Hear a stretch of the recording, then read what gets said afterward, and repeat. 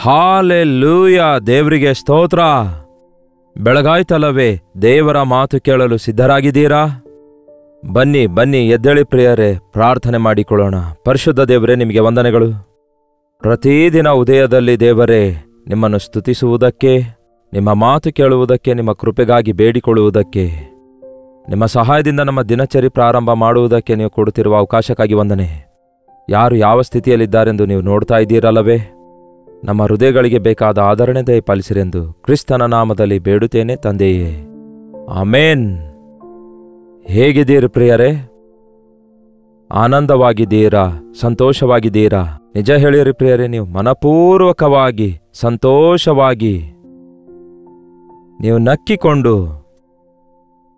ಮುಗುಳ್ನಗೆ ಅಲ್ಲ, ಬಹಳಷ್ಟು ಹೃದಯಾಂತರಾಳದಿಂದ ಹೊಟ್ಟೆ ನೋಯುವಷ್ಟು, ಹೃದಯ ತುಂಬಾ ಆನಂದ ಬಾಷ್ಪಾಂದುಗಳು ಕಣ್ಣಿನಿಂದ ಸುರಿಯುವಷ್ಟು ನಕ್ಕಿರುವಂತಹ ದಿನ, ಆನಂದದಿಂದ ತುಂಬಿಕೊಂಡಿರುವಂತಹ ದಿನ ಯಾವತ್ತಾಗಿತ್ತು ಪ್ರಿಯರೇ? ಎಷ್ಟು ಕಾಲವಾಗಿ ಹೋಯಿತು?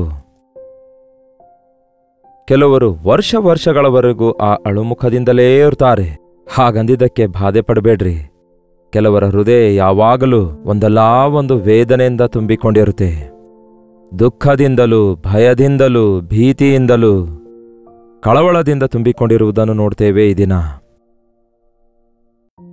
ದೇವರ ವಾಕ್ಯ ಹೇಳ್ತದೆ, ಕರ್ತನಲ್ಲಿ ಸಂತೋಷಿಸಿರಿ.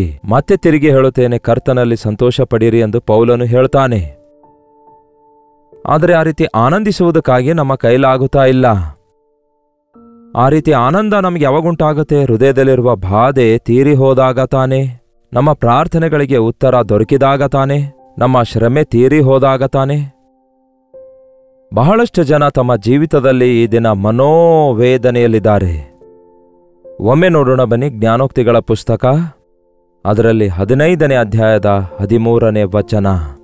ಸಂತೋಷ ಹೃದಯವು ಮುಖಕ್ಕೆ ಕಳೆ ತರುವುದು, ಮನೋವ್ಯಥೆಯಿಂದ ಆತ್ಮ ಭಂಗಪಡುವುದು.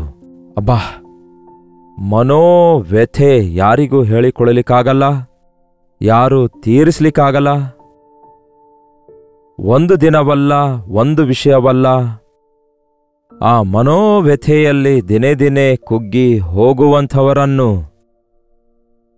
ದಿನೇ ದಿನೇ ಅದರಲ್ಲಿ ಬಲಹೀನವಾಗುತ್ತಿರುವವರನ್ನು, ಯಾವಾಗ ನೋಡಿದರೂ ಕೂಡ ಒಂದು ಐಸೋಲೇಟೆಡ್ ಆಗಿ ಒಬ್ಬಂಟಿಗರಾಗಿರುವುದಕ್ಕಾಗಿ, ಯಾರಿಗೂ ಮುಖ ತೋರಿಸಿಕೊಳ್ಳಲಾರದಂತೆ ತಪ್ಪಿಸಿಕೊಳ್ಳುವುದಕ್ಕಾಗಿ, ಮೌನವಾಗಿರುವುದಕ್ಕಾಗಿ, ಮನುಷ್ಯರಿಗೂ ಪರಿಸ್ಥಿತಿಗಳಿಗೂ ಎದುರಿಸಲು ಇಷ್ಟವಿಲ್ಲದಂತಹ ಪರಿಸ್ಥಿತಿಗಳಲ್ಲಿ ಇರುವುದನ್ನು ಗಮನಿಸುವಾಗ ಅಂಥವರು ಮನೋದುಃಖದಿಂದ ಬಾಧೆ ಪಡ್ತಿದ್ದಾರೆಂಬ ಸಂಗತಿ ನಾವು ತಿಳ್ಕೊಳ್ಬೇಕು. ಒಂದು ವೇಳೆ ಆ ರೀತಿ ನೀವಿರುವುದಾದರೆ, ನಿಮಗಿರುವ ರೋಗವು ಅದು ಶರೀರ ರೋಗವಲ್ಲ, ಅದು ಮನೋವ್ಯಾಧಿಯಾಗಿದೆ. ಮನೋವ್ಯಾಧಿಗೆ ಔಷಧಿಯೇ ಇಲ್ಲ ಅನ್ನುತ್ತಾ ಇದ್ರು ಹಿರಿಯರು. ಇದನ್ನೇ ಈ ದಿನಗಳಲ್ಲಿ ಇಂಗ್ಲಿಷ್ನಲ್ಲಿ ಇದಕ್ಕೆ ಹೇಳ್ತಾರೆ ಡಿಪ್ರೆಷನ್ ಎಂದು, ಕುಗ್ಗಿ ಹೋಗುವಿಕೆ. ಹೌದು, ಅಷ್ಟಕ್ಕೂ ಏನಾಗಿದೆ ನಿಮ್ಮನ್ನು ಅಷ್ಟೊಂದು ಕಳವಳಗೊಳಿಸುವ ವಿಷಯ? ನಿಮ್ಮ ಭವಿಷ್ಯದ ಕುರಿತಾದ ಭಯವಾಗಿದೆಯೋ? ಮಕ್ಕಳ ಭವಿಷ್ಯದ ಕುರಿತಾದ ಭಯವಾಗಿದೆಯೋ? ನೀವು ಮಾಡಿರುವ ತಪ್ಪು ನಿಮ್ಮನ್ನು ಬಾಧೆಪಡಿಸುತ್ತಿದೆಯಾ? ನಿಮ್ಮ ಮನಸ್ಸಾಕ್ಷಿ ರೋದನೆಗೊಳಪಡಿಸುತ್ತಿದೆಯಾ? ನೀವು ಹೊಂದಿರುವ ಅವಮಾನಗಳು, ಹೊಂದಿರುವ ನಿಂದೆಗಳು, ಒಮ್ಮೆ ಕೂತ್ಕೊಂಡು ನನ್ನ ಮನಸ್ಸು ಯಾಕೆ ಹಾಳಾಗಿದೆ, ನಾನು ಯಾಕೆ ಹೀಗಿದ್ದೇನೆ, ಸ್ವಲ್ಪ ನಿಂತು ಆಲೋಚಿಸಿಕೊಂಡು ನೋಡಿ. ನಾವಿದನ್ನು ದೇವರ ಸನ್ನಿಧಿಯಲ್ಲಿ ಆಲೋಚಿಸಿಕೊಳ್ಬೇಕು. ಕರೆಕ್ಟ್ ಆಗಿರುತ್ತೆ, ಇಲ್ಲವಾದರೆ ಖಿನ್ನತೆಗೆ ಒಳಗಾಗ್ತೇವೆ.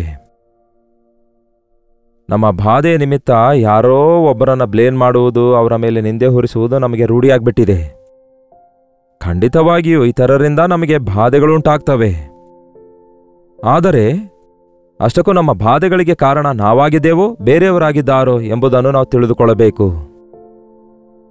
ನಿಮ್ಮ ಬಾಧೆಗೆ ಕಾರಣ ನಿಮ್ಮ ಅಜ್ಞಾನವೇ ಆಗಿದೆ, ನಿಮ್ಮ ಅಜಾಗ್ರತೆಯೇ ಆಗಿದೆ, ನಿಮ್ಮ ಪಾಪ ದೋಷ ಆಗಿದೆ ಎಂದು ತಿಳಿದುಕೊಳ್ಳುವಾಗ ಇತರರ ಮೇಲೆ ನಿಂದೆ ಹೊರಿಸುವುದು ಸರಿಯಲ್ಲ ಪ್ರಿಯರೇ.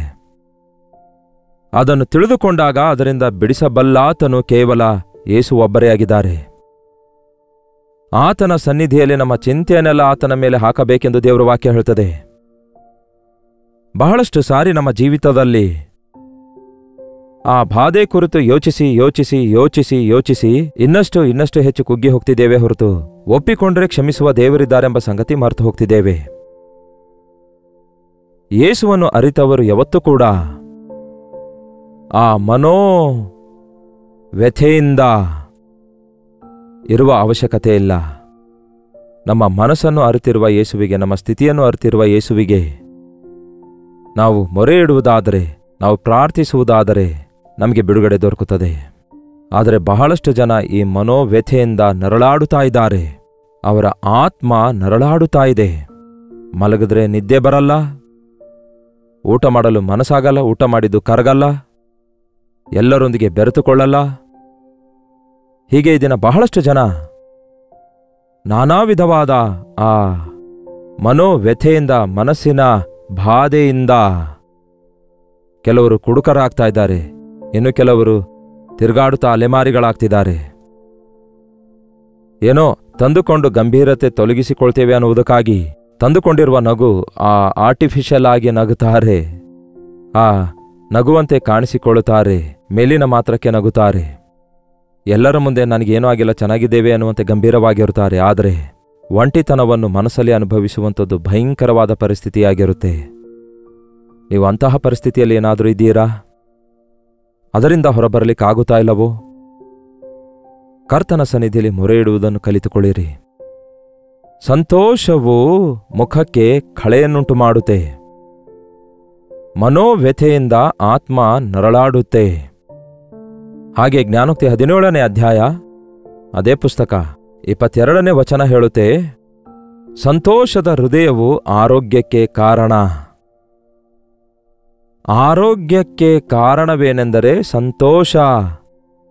ಹೃದಯ, ಮನಸ್ಸು ಸಂತೋಷವಾಗಿರುವಾಗ ನಾವು ಆರೋಗ್ಯಕರವಾಗಿರ್ತೇವೆ. ಮನಸ್ಸಿನೊಳಗೆ ಮನೋಬಾಧೆಯಿಂದ, ಮನೋವ್ಯಥೆಯಿಂದ ಇರುವಾಗ ವ್ಯಾಧಿಗಳೇ ಇರ್ತವೆ. ನಾವು ಮನಸ್ಸಿನಲ್ಲಿ ಸಂತೋಷವಾಗಿ ಇರುವುದಾದರೆ ಆಗ ಆನಂದ ಇರುತ್ತೆ, ಆರೋಗ್ಯವಿರುತ್ತೆ, ಅನ್ನ ಕರಗುತ್ತಾ ಇರುತ್ತೆ,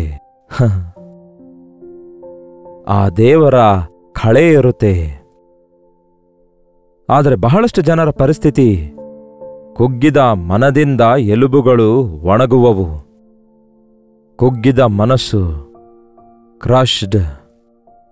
ನಾನಾ ವಿಧವಾದ ತೊಂದರೆಗಳಿಂದ ಈ ದಿನ ಅನೇಕರು ಒತ್ತಡಕ್ಕೆ ಗುರಿಯಾಗ್ತಿದ್ದಾರೆ. ಕೆಲವರಿಗೆ ಹೆಂಡತಿಯಿಂದ ಒತ್ತಡ, ಮಕ್ಕಳಿಂದ ಒತ್ತಡ, ಯಜಮಾನರಿಂದ ಒತ್ತಡ, ಗಂಡನಿಂದ ಒತ್ತಡ, ಬಂಧುಗಳಿಂದ ಒತ್ತಡ, ಸ್ನೇಹಿತರ ಮೂಲಕ ಒತ್ತಡ. ಅಬ್ಬೋ, ಎಷ್ಟೋ ವಿಧವಾದ ತೊಂದರೆಗಳನ್ನು ತಾವು ನಂಬಿದವರ ಮುಖಾಂತರವೇ ಹೊಂದಿ ನರಳಾಡುತ್ತಾ ಇದ್ದಾರೆ. ಸ್ವಂತ ಜನರೇ ನಮಗೆ ಮೋಸ ಮಾಡಿದ್ದಾರೆ, ನನ್ನ ಮನೆಯವರೇ ಈ ರೀತಿಯಾಗಿ ಅಂದಿದ್ದಾರೆ ಎಂದು ಎಷ್ಟೋ ಜನ ತಮ್ಮ ಭಾರ ಹಂಚಿಕೊಳ್ಳುವಾಗ ಎಷ್ಟು ಭಯಂಕರವಾಗಿದೆ ಎಂದು ಕೇಳುತ್ತಿರುವ ಜನರಿಗೇ ಅದು ಬಾಧೆ ಉಂಟು ಮಾಡುವಾಗ, ಅದನ್ನು ಸಹಿಸುವಾಗ ಅವರು ಎಷ್ಟು ನೊಂದುಕೊಂಡಿರ್ತಾರೆಂದು ಊಹಿಸಬಲ್ಲೆವು ಪ್ರಿಯರೇ. ಕುಗ್ಗಿ ಹೋಗಿರುವವರನ್ನೇ ಉಜ್ಜೀವಗೊಳಿಸುವುದಕ್ಕಾಗಿಯೇ ಯೇಸು ಬಂದಿದ್ದಾರೆ. ಕುಗ್ಗಿ ಜಜ್ಜಿ ಹೋದವರನ್ನೇ ಆತನು ಅವರ ಬಳಿಯಲ್ಲಿ ನಿವಾಸಿಸಿ ಅವರಿಗೆ ಧೈರ್ಯಪಡಿಸುವುದಕ್ಕಾಗಿ ಬಂದಿದ್ದಾರೆ. ನೆನ್ಪಿಟ್ಕೊಳ್ರಿ, ನೀವು ಕುಗ್ಗಿ ಹೋದ ಸ್ಥಿತಿಯಲ್ಲಿರುವಾಗ, ಜಜ್ಜಿ ಹೋದ ಸ್ಥಿತಿಯಲ್ಲಿರುವಾಗ, ನೀವು ಮನೋವ್ಯಥೆಯಲ್ಲಿರುವಾಗ ಬೇರೆ ಯಾವುದೇ ಮನುಷ್ಯನು ನಿಮಗೆ ಸಹಾಯ ಮಾಡದೇ ಇರಬಹುದೇನೋ, ಆದರೆ ನಿಮ್ಮನ್ನು ಸ್ವಸ್ಥಪಡಿಸುವ ಕರ್ತನೊಬ್ಬನಿದ್ದಾನೆ ಪ್ರಿಯರೇ. ನಿಮ್ಮನ್ನು ಸ್ವಸ್ಥಪಡಿಸುವ ಯೆಹೋವನು ನಾನೇ ಅನ್ನುವಾಗ ಕೇವಲ ಹೊರಗೆ ಕಾಣಿಸುವ ರೋಗ ವಾಸಿ ಮಾಡುವಾತನ ಅಂದ್ಕೊಳ್ಬಹುದೇನೋ ನೀವು. ಶಾರೀರಿಕ ಸಂಬಂಧವಾದ ರೋಗಗಳಲ್ಲಿ ನಾನಾ ವಿಧವಾದ ರೋಗಗಳನ್ನು ಆತನು ಸ್ವಸ್ಥಪಡಿಸಿದ್ದಾನೆ. There is no doubt about it. ಆ ದಿನವೂ ಈ ದಿನವೂ ಕೂಡ ಯೇಸುವಿನಲ್ಲಿ ನಂಬಿಕೆ ಇಟ್ಟಂಥವರು ಅದ್ಭುತವಾದ ಸ್ವಸ್ಥತೆಗಳನ್ನು ಹೊಂದಿಕೊಳ್ತಿದ್ದಾರೆ. ಅಷ್ಟೇ ಅಲ್ಲ, ಯಾವ ವೈದ್ಯನೂ ಕೂಡ ವಾಸಿ ಮಾಡಲಾರದಂತಹ ಮನೋವ್ಯಥೆಯಿಂದ, ನರಳಾಡುತ್ತಿರುವ ಹೃದಯದ ಸ್ಥಿತಿಯಿಂದ, ದಿನೇ ದಿನೇ ಕುಗ್ಗಿ ಹೋಗುವ ನಿರುತ್ಸಾಹದಿಂದ ಸ್ಯಾಡಿಸ್ಟ್ ಆಗುತ್ತಾರೆ ಅನ್ನುತ್ತಾರಲ್ಲವೇ. ಕೆಲವರಂತೂ ದೇ ವಿಲ್ ಬಿಕಮ್ ಲೈಕ್ ಸ್ಯಾಡಿಸ್ಟ್ಗಳಂದ್ರೆ ಅಂಥವರು ಒಳ್ಳೆ ಬಟ್ಟೆ ಧರಿಸೋದಿಲ್ಲ, ಸರಿಯಾಗಿ ತಲೆ ಬಾಚಿಕೊಳ್ಳುವುದಿಲ್ಲ, ಅಂಥವರು ವೋಂಟ್ ಬಿಹೇವ್ ಪ್ರಾಪರ್ಲಿ, ಡೀಸೆಂಟಾಗಿ ಪ್ರವರ್ತಿಸುವುದಿಲ್ಲ. ಅಷ್ಟೇ ಅಲ್ಲ, ಯಾವುದರ ಮೇಲೆಯೂ ಇಂಟ್ರೆಸ್ಟ್ ಇಲ್ಲ ಅನ್ನುತ್ತಾರೆ. ಅಷ್ಟಕ್ಕೆ ಸುಮ್ಮನೆ ಇದ್ದರೆ ಪರವಾಗಿಲ್ಲ. ಅವನು ಇನ್ನಷ್ಟು ಮಾಡುವುದೇನೆಂದರೆ ಒಳ್ಳೆ ರೀತಿಯಿಂದ ಬಟ್ಟೆ ಧರಿಸಿಕೊಳ್ಳುವವರನ್ನು ನೋಡಿ ಹೊಟ್ಟೆ ಕಿಚ್ಚುಪಡ್ತಾನೆ, ತಿನ್ನುವವರನ್ನು ನೋಡಿ ಬೈತಾನೆ, ಇತರರ ವಿಷಯದಲ್ಲಿ ಸಿಟ್ಟಾಗ್ತಿರ್ತಾನೆ. ಇದು ಖಂಡಿತವಾಗಿಯೂ ಆ ದಿನ ಸೌಲನಿಗೆ ಹಿಡಿದಿರುವ ಆತ್ಮವೇ ಆಗಿರುತ್ತೆ. ದುರಾತ್ಮ ಅದು. ಸೌಲನ ಮೇಲೆ ದುರಾತ್ಮವು ಬಂದು ಅವನನ್ನು ಕಾಡಿಸಿತು, ಪೀಡಿಸಿತು ಎಂದು ಬೈಬಲ್ನಲ್ಲಿ ನೋಡ್ತೇವೆ. ಆ ದುರಾತ್ಮವು ಹಿಡಿದಾಗ ಯಾವಾಗ ನೋಡಿದ್ರೂ ಕೂಡ ಅವನು ಅಸೂಯೆಯಿಂದ ತುಂಬಿಕೊಂಡಿದ್ದ.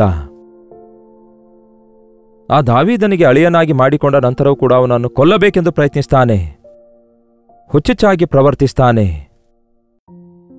ನೋಡಿ ಪ್ರಿಯರೇ, ಈ ದುಃಖದಿಂದ ಬಹಳಷ್ಟು ಜನ ಮನೋದುಃಖದಿಂದ ಮುಚ್ಚಿಕೊಳ್ಳುವುದಕ್ಕಾಗಿ ನಾನಾ ವಿಧವಾಗಿ ಅಂಥವರು ಪ್ರವರ್ತಿಸುವುದನ್ನು ನೋಡ್ತೇವೆ. ಇತರರಿಗೆ ಹಾನಿಕರವಾಗಿ ಮಾರ್ಪಡುವುದನ್ನು ನೋಡ್ತೇವೆ. ಅದರಿಂದ ನಿಮಗೆ ಬಿಡುಗಡೆ ಬೇಕಾದರೆ ಯೇಸುವಿನ ಬಳಿಗೆ ಬರಲೇಬೇಕು. ಸಂತೋಷವೇ ನಮ್ಮ ಆರೋಗ್ಯಕ್ಕೆ ಕಾರಣ. ಇಂಗ್ಲಿಷ್ ಬೈಬಲ್ನಲ್ಲಿ ಈ ವಚನ ಹೇಗಿದೆ ಗೊತ್ತಾ? A joyful heart is the medicine. ಸಂತೋಷವಾಗಿರುವುದೇ ನಿಮಗಿನ್ನು ಮೆಡಿಸನ್ ಆಗಿದೆ. ನನಗ್ಯಾಕೆ ಮೆಡಿಸನ್, ನನಗ್ಯಾಕೆ ಔಷಧಿ ಅನ್ನುತ್ತೀರಾ? ನಿಮ್ಮ ಮನೋವ್ಯಥೆಯ ಔಷಧಿಯೇ ಸಂತೋಷವಾಗಿದೆ. ಸಂತೋಷ ಅನ್ನುವಾಗ ಅದು ದೇವರು ಕೊಡುವ ಸಂತೋಷವಾಗಿದೆ. ನನ್ನ ಸಂತೋಷ ನಿಮಗೆ ಕೊಡ್ತೇನೆಂದು ಯೇಸು ಹೇಳಿದ್ದಾರೆ. ನನ್ನ ಸಮಾಧಾನ ನಿಮಗೆ ಕೊಟ್ಟು ಹೋಗ್ತೇನೆ, ಲೋಕ ಕೊಡುವ ರೀತಿಯಲ್ಲಿ ಅಲ್ಲ. ಲೋಕದ ಆಡಂಬರಗಳಿಂದ ಬರುವಂತಹ ಸಂತೋಷ, ಲೋಕದಲ್ಲಿ ಕಾಣುವಂತಹ ಜೋಕು, ಹಾಸ್ಯಗಳು, ಇವುಗಳಿಂದ ಸ್ವಲ್ಪ ಹೊತ್ತು ನಕ್ಕಿ ಆನಂತರ ನಿಲ್ಲುತ್ತೇವೇನೋ. ಆದರೆ ಹೃದಯಾಂತರಾಳದೊಳಗಿಂದ ಬರುವಂತಹ ತೃಪ್ತಿ, ಸಮಾಧಾನ, ಸಂತೋಷ ಯೇಸು ಕೊಡ್ತಾರೆ ಪ್ರಿಯರೇ. ಮೊದಲು ದೇವರ ಮುಂದೆ ನಮ್ಮ ಹೃದಯವನ್ನು ಖಾಲಿ ಮಾಡಿಕೊಳ್ಬೇಕು. ನಿಮ್ಮ ಮನೋವ್ಯಥೆಗೆ ಕಾರಣವೇನು? ಪಾಪ ಎನ್ನುವುದು ಯಾವಾಗಲೂ ನಮ್ಮನ್ನು ಕುಗ್ಗಿಸಿ ಬಿಡುತ್ತೆ ಪ್ರಿಯರೇ. ಮನೋವ್ಯಥೆಗೆ ಮನುಷ್ಯರು ಕೂಡ ಕಾರಣವಿರುತ್ತಾರೆ. ಕೆಲವೊಂದು ಸಾರಿ ಯಾವಾಗಲೂ ನಿರುತ್ಸಾಹಪಡಿಸುವ ವ್ಯಕ್ತಿಗಳ ಸುತ್ತಲೂ ನೀವಿರುವಾಗ ಖಂಡಿತವಾಗಿಯೂ ನೀನು ಕೆಲಸಕ್ಕೆ ಬರಲ್ಲ ಅಮ್ಮ ಎಂಬುದಾಗಿ ಬೈಯುವಂತಹ ತಂದೆ ತಾಯಿಗಳು ಕೂಡ ಇದ್ದಾರೆ ಈ ದಿನಗಳಲ್ಲಿ. ಎನ್ಕರೇಜ್ ಮಾಡಬೇಕಾದ ತಂದೆ ತಾಯಿಗಳು ಮಕ್ಕಳಿಗೆ ದಡ್ಡ ಎಂದು ಬೈಯುತ್ತಾರೆ. ಇತರರೊಂದಿಗೆ ಹೋಲಿಸಿ ನನ್ನ ಮಗಳು ಓದೋದಿಲ್ಲ, ನನ್ನ ಮಗ ಓದೋದಿಲ್ಲ, ಇವನು ಉದ್ಧಾರ ಆಗಲ್ಲ ಎಂದು ನೆಗೆಟಿವ್ ಆಗಿ ಹೇಳುವಾಗ ಅವರು ತಮ್ಮ ಮನಸ್ಸೊಳಗೆ ಎಷ್ಟೋ ಬಾಧೆ ಉಂಟು ಮಾಡುತ್ತೆ. ನೆವರ್, ಯಾವತ್ತೇ ಆಗಲಿ ನಿಮ್ಮ ಮಕ್ಕಳನ್ನು ಇತರರ ಮುಂದೆ ಕೀಳಾಗಿ ಮಾತಾಡಬೇಡಿ. ಅಷ್ಟಕ್ಕೂ ನಿಮ್ಮ ಬಾಯೊಳಗಿಂದ ಪ್ರಯೋಜನಕರವಾದ ಮಾತುಗಳೇ ಬರಬೇಕು ಹೊರತು ನಿಷ್ಪ್ರಯೋಜನವಾದ ಮಾತು ಬರಬಾರದೆಂದು ದೇವರು ಹೇಳಿದಾರಲ್ಲವೇ? ಆಧರಿಸುವ ಮಾತಾಡಿದ್ರೆ ಏನಾದರೂ ನಿಮಗೆ ದುಡ್ಡು ಜಾಸ್ತಿ ಆಗ್ತದೋ? ಆ ರೀತಿ ಮಾತಾಡಲು ಏನಾದರೂ ಜಾಸ್ತಿ ಖರ್ಚಾಗುತ್ತೋ? ಚುಚ್ಚಿ ಮಾತಾಡಿ ಇತರರ ಮನಸ್ಸನ್ನು ಗಾಯಗೊಳಿಸುವುದೇ ದೊಡ್ಡ ಕೆಲಸ ಎಂದು ಭಾವಿಸಿಕೊಳ್ಳುವುದಾದರೆ ಏನ್ ಪ್ರಯೋಜನ? ದೇವರು ಕೊಟ್ಟಿರುವ ನಾಲಿಗೆ ಪ್ರಯೋಜನಕರವಾಗಿ ಬಳಸಬೇಕು. ನೆಗೆಟಿವ್ ಮಾತಾಡುವವರ ಬಳಿಗೆ ಹೋಗಿ ಯಾಕೆ ಕೂತ್ಕೊಳ್ತೀರಿ ನೀವು? ನಿಮ್ಮ ಕುರಿತು ವಿಮರ್ಶಿಸುವವರ ವಿಮರ್ಶೆಗಳನ್ನು ಯಾಕೆ ಕೇಳಬೇಕೆನ್ನುತ್ತೀರಿ ನೀವು? ನೋಡಿ, ಆ ಸೋಷಿಯಲ್ ಮೀಡಿಯಾದಲ್ಲಿ ಏನೇನೋ ಬಿಡ್ತಾರೆ ಕೆಲವೊಂದು ಸಾರಿ. ಅದನ್ನು ನೋಡಿದ ಕೂಡಲೇ ನನ್ನ ಮನಸ್ಸೆಲ್ಲ ಬಾಧೆಗೊಳಗಾಯ್ತು ಅನ್ನುತ್ತಾರೆ. ನನ್ನ ಮೇಲೆ ಅಲ್ಲಸಲ್ಲದ ನಿಂದೆ ಹೊರಿಸಿದ್ದಾರೆ ಅನ್ನುತ್ತಾರೆ, ನನ್ನನ್ನು ಅವಮಾನಗೊಳಿಸಿದ್ದಾರೆ ಅನ್ನುತ್ತಾರೆ. ನಿಮ್ಮ ಸಂಗತಿ ಅವರಿಗೆ ಗೊತ್ತಿರೋದಿಲ್ಲ, ಅದಕ್ಕೆ ನೀವು ಆಲೋಚಿಸಿ ದಿಗಿಲು ಪಡ್ತಾ ಇರ್ತೀರಿ. Don't worry. ನಿಮ್ಮ ಹೃದಯ ದೇವರ ಮುಂದೆ ಸರಿಪಡಿಸಿಕೊಳ್ಳಿರಿ, ಆಗ ಎಲ್ಲವೂ ಸರಿ ಹೋಗ್ತದೆ. ಇತರರು ಮಾತಾಡುವ ಎಲ್ಲಾ ಮಾತುಗಳಿಗೆ ನಾವು ಪ್ರತಿಸ್ಪಂದಿಸುವುದಾದರೆ ಈ ಲೋಕದಲ್ಲಿ ನಾವು ಬದುಕಲಿಕ್ಕೇ ಆಗೋದಿಲ್ಲ. ನಿಂದಿಸುವವರು ಕಾಗೆಗಳಂತಿದ್ದಾರೆ ಅನ್ನುತ್ತಿದ್ರು. ಕಾಗೆಗಳ ಭಾಷೆಗೆ ಅರ್ಥವೇ ಇಲ್ಲ ಅನ್ನುತ್ತಾರೆ. ಯಾರ್ಯಾರೋ ನಿಮ್ಮ ಬಗ್ಗೆ ಏನೇನೋ ಅನ್ನುತ್ತಾರೆ, ಆದರೆ ನೀವು ಏನಾಗಿದ್ದೀರಿ ಎಂಬುದು, ಅಂದರೆ ನಿಮ್ಮ ದೇವರ ಮುಂದೆ ನೀವು ಯಾವ ರೀತಿಯಾಗಿದ್ದೀರಿ ಎಂಬುದನ್ನು ತಿಳಿದುಕೊಳ್ಳ್ರಿ. ನಿಮ್ಮ ಹೃದಯವನ್ನು ವಾಕ್ಯವೆಂಬ ಕನ್ನಡಿಯಲ್ಲಿ ಪರಿಶೀಲಿಸಿಕೊಳ್ಳಿರಿ. ನಿಮ್ಮೊಳಗೆ ದುಃಖ ಇರುವುದಾದರೆ ಅದನ್ನು ದೇವರ ಸನ್ನಿಧಿಯಲ್ಲಿ ಹೊಯ್ದುಕೊಳ್ಳಿರಿ. ಹನ್ನಳು ಮನೋವ್ಯಥೆಯಿಂದ, ಮಕ್ಕಳಿಲ್ಲದಕ್ಕೆ ಸೌತಿ ಕೊಡುವ ಕಾಟದಿಂದ, ನಿನಗೆ ಮಕ್ಕಳೇ ಇಲ್ಲ ಎಂದು ಎಲ್ಲರೂ ನಿಂದಿಸುವಾಗ, ನೀನು ಬಂಜೆಯಾಗಿದ್ದಿ, ಮಕ್ಕಳಾಗಲ್ಲ ಅನ್ನುತ್ತಿರುವಾಗ, ಆ ಅವಮಾನ ನಿಂದೆ ಸಹಿಸಲಿಕ್ಕಾಗದೆ ಅಳುತ್ತಲೇ ಇರ್ತಾ ಇದ್ದಳಂತೆ. ಆದರೆ ಒಂದು ದಿನ ದೇವರ ಆಲಯದೊಳಗೆ ಹೋಗಿ ತನ್ನ ಗೋಳೆಲ್ಲ ದೇವರ ಸನ್ನಿಧಿಯಲ್ಲಿ ಹಂಚಿಕೊಳ್ತಾಳೆ. ನಾನು ನನ್ನ ಹೃದಯವನ್ನು ದೇವರ ಮುಂದೆ ಹೊಯ್ದುಕೊಂಡಿದ್ದೇನೆ, ನನ್ನ ವೇದನೆ ಆತನಿಗೆ ಹೇಳಿಕೊಂಡಿದ್ದೇನೆ ಅನ್ನುತ್ತಾಳೆ. ಯಾವಾಗ ಆಕೆ ತನ್ನ ವೇದನೆಯೆಲ್ಲ ದೇವರಿಗೆ ಹೇಳಿಕೊಳ್ತಾಳೋ, ಆಕೆಯ ವೇದನೆಗೆ ತಕ್ಷಣವೇ ಪರಿಷ್ಕಾರ ದೊರಕುತ್ತದೆ. ದೇವರು ತನ್ನ ಸೇವಕನ ಮೂಲಕ ಆಕೆಗೆ ವಾಗ್ದಾನ ಮಾಡ್ತಾರೆ, ಬರುವ ವರ್ಷಾನುಸ್ತುತಿಗೆ ಒಂದು ಮಗುವನ್ನು ನೀನು ಹಡಿವಿ ಎಂದು. ನಿಮ್ಮ ಜೀವಿತದಲ್ಲಿ ಯಾವ ವೇದನೆ ಇದೆಯೋ ಯಾವುದೇ ಮನುಷ್ಯನು ತೀರಿಸಲಿಕ್ಕಾಗದೇ ಇರಬಹುದು, ಆದರೆ ಯೇಸುವಿಗೆ ಒಂದು ವೇಳೆ ಹಂಚಿಕೊಳ್ಳುವುದಾದರೆ ಆತನು ತೀರಿಸುತ್ತಾರೆ. ತಲೆಬಾಗಿಸಿ ನನ್ನೊಂದಿಗೆ ಪ್ರಾರ್ಥನೆಯಲ್ಲಿ ಐಕ್ಯವಾಗಿರಿ. ನಿಮ್ಮ ವೇದನೆಗೆ ಕಾರಣವೇನು? ನಿಮ್ಮ ದುಃಖಕ್ಕೆ ಕಾರಣವೇನು? ನಿಮ್ಮ ನಿರುತ್ಸಾಹಕ್ಕೆ ಕಾರಣವೇನು? ಪರೀಕ್ಷೆಯಲ್ಲಿ ಫೇಲ್ ಆಗಿರುವುದೋ? ಇಂಟರ್ವ್ಯೂನಲ್ಲಿ ಜಾಬ್ ದೊರಕದೇ ಇರುವುದೋ? ಯಾರೋ ನಿಮಗೆ ಮೋಸ ಮಾಡಿರುವುದೋ? ಯಾರೋ ನಿಮಗೆ ಅನ್ಯಾಯ ಮಾಡಿರುವುದೋ? ಯಾರೋ ನಿಮಗೆ ಅವಮಾನಪಡಿಸಿರುವುದೋ?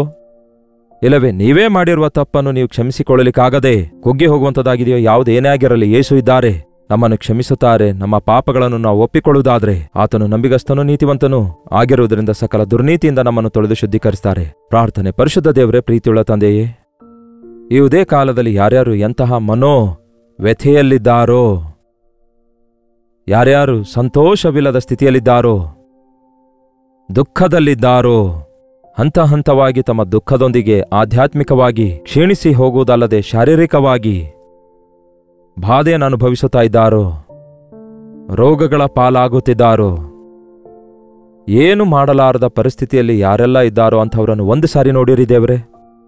ಕುಗ್ಗಿದವರನ್ನು ಬಲಪಡಿಸುವ ದೇವರು ನೀವಾಗಿದ್ದೀರಿ. ಕುಗ್ಗಿ ಹೋದವರನ್ನು ಮೇಲೆ ಕೆತ್ತುವುದಕ್ಕಾಗಿ, ಬಂಧಿಸಲ್ಪಟ್ಟವರನ್ನು ಬಿಡಿಸುವುದಕ್ಕಾಗಿ ಬಂದಿದ್ದೇನೆಂದು ಹೇಳಿದಿರಲ್ಲವೇ? ನಜರೇತಿನ ಯೇಸು ಕ್ರಿಸ್ತನ ನಾಮದಲ್ಲಿ ಈ ದಿನ ದುಃಖದಲ್ಲಿಯೂ ವೇದನೆಯಲ್ಲಿಯೂ ಬಂಧಿಸಲ್ಪಟ್ಟಿರುವ, ಸಂತೋಷವಿಲ್ಲದೆ ಸಮಾಧಾನವಿಲ್ಲದೆ ಜೀವಿತವೇ ಭಾರವೆಂದು ಎಣಿಸಿಕೊಳ್ಳುತ್ತಿರುವ, ಸಾಯಲಿಕ್ಕಾಗದೆ ಬದುಕುತ್ತಿದ್ದೇವೆ ಎನ್ನುತ್ತಿರುವ ಅಂತಹ ಪ್ರತಿಯೊಬ್ಬೊಬ್ಬರನ್ನು ನಜರೇತಿನ ಯೇಸು ಕ್ರಿಸ್ತನ ನಾಮದಲ್ಲಿ ಬಿಡುಗಡೆ ಮಾಡುತ್ತೇವೆ. ಅವರಲ್ಲಿ ಪವಿತ್ರಾತ್ಮನ ಕಾರ್ಯಗಳನ್ನು ಮುಂದುವರಿಸಿರಿ ಎಂದು ಕ್ರಿಸ್ತನ ನಾಮದಲ್ಲಿ ಬೇಡುತ್ತೇನೆ ತಂದೆಯೇ, ಆಮೇನ್. ನಮ್ಮ ತಂದೆಯಾದ ದೇವರ ಪ್ರೀತಿಯು, ಮಗನಾಗಿರುವ ಕ್ರಿಸ್ತನ ಕೃಪೆಯು, ಆದರಣೆಕರ್ತನಾದ ಪವಿತ್ರಾತ್ಮನ ಸಹವಾಸವು ಕೂಡಿ ಬಂದಿರುವ ನಮ್ಮೆಲ್ಲರ ಸಂಗಡ ಇಂದಿಗೂ ಸದಾಕಾಲಕ್ಕೂ ನೆಲೆಯಾಗಿರಲಿ. ಆಮೇನ್. ದೇವರಿಗೆ ಸ್ತೋತ್ರ. ನಿಮ್ಮ ಪ್ರಾರ್ಥನಾ ಮನವಿಗಳನ್ನು ಮೇಲಿಂದ ಮೇಲೆ 8939731313 ನಂಬರ್ಗೆ, ನೀವು ಇತರ ದೇಶದಿಂದಲೂ ಸಹ ವೀಕ್ಷಿಸುವುದಾದರೆ ಕೊಡಲ್ಪಟ್ಟ ಇದೇ ನಂಬರ್ಗೆ ನಿಮ್ಮ ಮನವಿಗಳನ್ನು ಕಳಿಸಿಕೊಡಿರಿ. ನಿಮ್ಮ ಪ್ರೇಯರ್ ಬರ್ಡನ್ಸ್ ಎಲ್ಲ ಕಾನ್ಫಿಡೆನ್ಷಿಯಲ್ ಆಗಿ ದೇವರ ಸನ್ನಿಧಿಯಲ್ಲಿಟ್ಟು ಪ್ರಾರ್ಥಿಸ್ತಿದ್ದೇವೆ. ನೀವು ಕೂಡ ಪ್ರಾರ್ಥಿಸಿರಿ ತಪ್ಪದೇ. ನಿಮ್ಮ ಮನೋವ್ಯಥೆಯಿಂದ, ದುಃಖದಿಂದ, ವೇದನೆಯಿಂದ, ಶಾರೀರಿಕವಾದ ಬಲಹೀನತೆಯಿಂದ, ನಮ್ಮ ಜೀವಿತದ ಸಮಸ್ಯೆಗಳಿಂದ ನಮ್ಮನ್ನು ಬಿಡಿಸಬಲ್ಲಂತಹ ಯೇಸು ಇದ್ದಾರೆ ಎಂದು ನಂಬಿಕೆಯಿಂದ ಪ್ರಾರ್ಥಿಸುವುದಾದರೆ ತಪ್ಪದೆ ನಮಗೆ ಬಿಡುಗಡೆ ದೊರಕುತ್ತದೆ. ನಿಮ್ಮ ಪರವಾಗಿ ನಾವು ಪ್ರಾರ್ಥಿಸ್ತೇವೆ, ನೀವು ಪ್ರಾರ್ಥಿಸಿರಿ, ಅದ್ಭುತ ಕಾರ್ಯಗಳನ್ನು ಹೊಂದಿಕೊಳ್ಳಿರಿ. ಕರ್ತನ ಚಿತ್ತವಿರುವುದಾದರೆ ಮತ್ತೆ ನಾಳೆ ಇದೇ ಅನುದಿನದ ಧ್ಯಾನ ಎಂಬ ಕಾರ್ಯಕ್ರಮದಲ್ಲಿ ಮತ್ತೊಮ್ಮೆ ಭೇಟಿಯಾಗೋಣ. ಅಲ್ಲಿವರೆಗೂ ದೇವರ ಮಹಾಕೃಪೆ ನಿಮ್ಮೆಲ್ಲರೊಂದಿಗಿರಲಿ.